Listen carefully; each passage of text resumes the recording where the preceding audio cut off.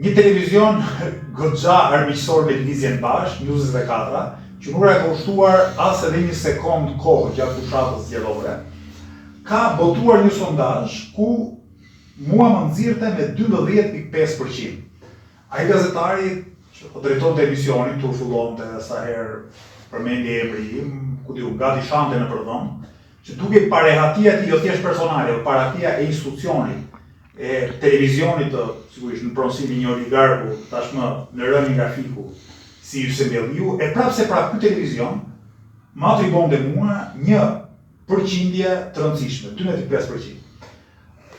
Duhet kujtoj që në zgjedhjet e fundit të Bashkimit të Tiranës unë kam marrë 4.78%.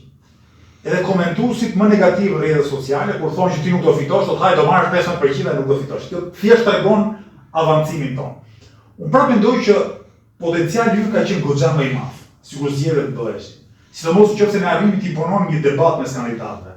E kur gjithë projektorët ishin mbi atë çfarë thoshin ne, mbi atë çfarë thoshin rivalët tanë, që do thotë se rezultati i zgjedhjeve të Tiranës të 2025 që përcjell nga më të paparashikueshme. Në këto kushte e Tirana është të hequr.